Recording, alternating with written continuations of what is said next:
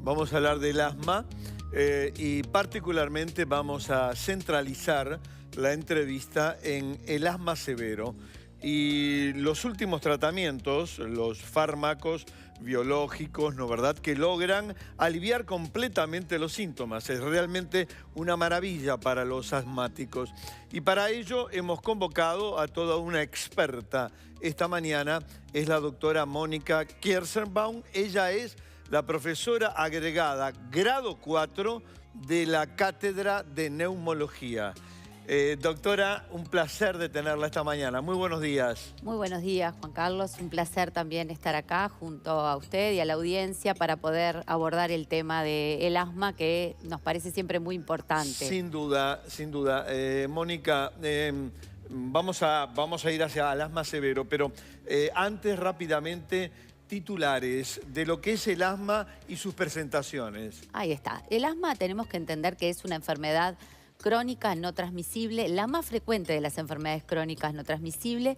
Es una enfermedad que se caracteriza por una inflamación de la vía aérea y que se manifiesta clínicamente por episodios de falta de aire acompañado de sibilancias, chillidos en el pecho, Sí. en forma episódica, en personas en general genéticamente predispuestas y que frente a la exposición a ciertas sustancias que nosotros denominamos alergenos, desencadenantes, expresan sus síntomas a lo largo y los repiten a lo largo de la vida. Desencadenantes como el polvo, ¿no? ¿Verdad? El polen, el tabaco, etcétera. Exacto. Todos los que sean irritantes ambientales que conocemos como alergenos, que están en la naturaleza, Claro. y en que a un subgrupo de personas no le generan ninguna respuesta en su organismo, y en aquellas personas genéticamente predispuestas, el enfrentarse a esa sustancia le genera en su organismo y particularmente en su vía aérea una respuesta inflamatoria que determina un cierre de la vía aérea, un cierre de los bronquios,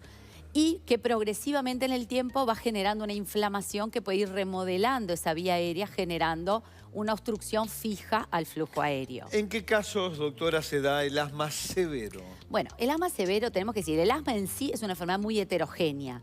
Hay personas que tienen mínimas manifestaciones y que con muy poca medicación logran un control total de sus síntomas. Sin embargo, hay otras personas, y que podríamos decir en el subgrupo de la población asmática, y esto se repite en los distintos estudios en el mundo, representarían un 10% de esa población los asmáticos severos, que son aquellos que tienen síntomas más frecuentes, más intensos, que requieren más medicación para controlar su sintomatología. ¿Hospitalización en algún caso? Sí, requieren, digamos, 20 veces más hospitalizaciones que el resto de la población asmática, 15 veces más visitas a emergencia que el resto de la población asmática, y este 10% de la población que padece asma severa se dice que gastaría la mitad de los recursos sanitarios económicos destinados al asma en el manejo de su enfermedad. Por lo tanto, tiene un rol fundamental y la necesidad de identificar a estos pacientes por dos cosas: para ofrecerles los mejores tratamientos posibles y para evitar que estén expuestos a las complicaciones de los tratamientos y de la propia enfermedad. Sin duda. Y usted ya me dio pie para preguntarle, seguramente es lo que también la teleaudiencia está muy pendiente, los tratamientos de última generación, que es, digamos, lo más novedoso, doctora, no solo para el asma severo, para el asma, que permite aliviar completamente los síntomas. Ahí está. Creo que hay dos conceptos fundamentales que tenemos que saber.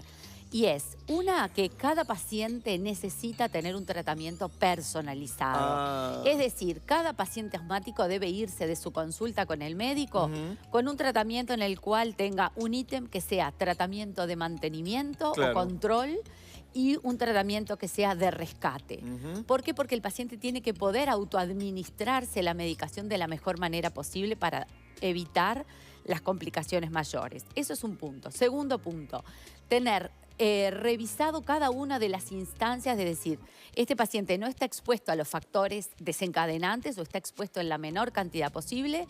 Este paciente tiene la mejor técnica inhalatoria posible y yo, médico, reviso la técnica inhalatoria de este paciente, sé que usa correctamente los inhaladores. Sabemos que el pilar angular fundamental del tratamiento del asma siguen siendo los corticoides inhalados. Sí. Hay distintas combinaciones de corticoides inhalados, pero sabemos que ese es el tratamiento de mantenimiento más importante en combinación con broncodilatadores de larga acción. Un nuevo grupo de fármacos que se sumó al tratamiento del asma. Biológicos. Eso sería el último escalón. El último. En el medio tenemos los LAMA, que son los antimuscarínicos de larga acción, que hace unos años se usaban solo para la EPOC. Hoy día tienen un rol ya bien representado en el asma. Y así todo, y los antileucotrienos. Existe un tratamiento escalonado en cuanto a severidad y en la demanda de medicación que veamos que requiere el paciente, y existe un último escalón en el cual el paciente, que a pesar de tener todo correcto y estar con todos estos tratamientos, no logra un buen control y responde a un fenotipo alérgico, tenemos esta opción que son los fármacos biológicos. Perfecto, una clase realmente abierta, brillante. Bueno, es la profesora grado 4 de la cátedra de neumología, nos ha dado la doctora. Y ahora las consultas de ustedes y respuestas inmediatas, porque es el consultorio virtual de la televisión uruguaya. Mónica, te preguntan, mi madre es asmática severa. Otra pregunta, ¿tiene un factor genético muy severo, muy fuerte? Yo no soy asmática, pero mis hijos pueden heredarlo. Otra pregunta. Y la última, ¿cómo se pueden evitar? Varias preguntas en una ha hecho Agustina. Bien, trataremos de responder. El asma severo no siempre quiere decir que es el que tiene el factor genético. Sí.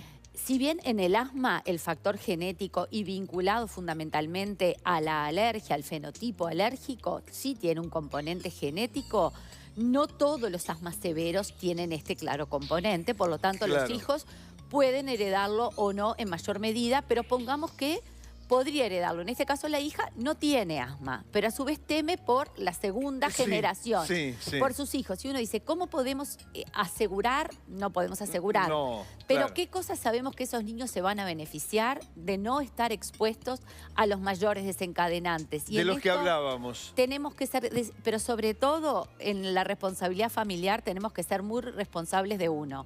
Y es el hábito tabáquico dentro del hogar. Qué importante. Madres fumadoras, no fumar en el embarazo. Madres fumadoras, aprovechar el embarazo para dejar de fumar no solo durante la gestación, sino posteriormente, porque esos niños que crecen en hogares de fumadores, está demostrado que tienen mayor chance de padecer asma y si lo padecen, tener un asma de mayor severidad. Les quedó clarísimo lo que acaba de decir la profesora. No fumar en el hogar delante de los niños. Vamos con la segunda pregunta para nuestra invitada esta mañana. Mi hermano es asmático. El origen de su asma es alérgico. Es corticoide dependiente. ¿Hay alguna forma de paliar los efectos secundarios de la cortisona? Sebastián te lo pregunta, Mónica. Bueno, y esta es una pregunta muy atinada porque responde a dos aspectos que veníamos hablando. Sí. Por supuesto, esto que decimos ahora, fenotipo alérgico, de las variedades del asma que tiene un claro componente alérgico. Y la corticodependencia, más que solo con la alergia, tiene que ver sí con la severidad. Uno dice, esto es un escalón 5 de Gina, es decir, el paciente, siempre y cuando se haya revisado su diagnóstico correctamente y se haya revisado que recibe la medicación inhalatoria en la dosis adecuada y con los fármacos adecuados, porque este paciente además está requiriendo cortisona, que obviamente tiene efectos colaterales a largo plazo, pero la manera que podemos decir que podemos paliar los síntomas es asegurarnos que tenga toda la otra medicación claramente establecido, que no haya factores desencadenantes o lo que le decimos comorbilidades que no estén tratadas y que puedan tener un tratamiento diferente y tal vez de esa manera podamos disminuir los requerimientos de prednisona o beneficiarse en consulta con su médico tratante de estos nuevos tratamientos, del tratamiento con los fármacos biológicos, el omalizumab, que en este tipo de pacientes una de las cosas que demuestra es que puede permitir que el paciente deje de ser corticodependiente. Entonces, bueno, hay buenas noticias para nuestros pacientes. Sin duda, sin duda. Muy buenas noticias. Entonces, en el final de esta entrevista, doctora, profesora, placer realmente. Muchas gracias. De haberla tenido esta mañana para informar con precisión a toda nuestra teleaudiencia. Pausa. Continúa Desayunos Informales.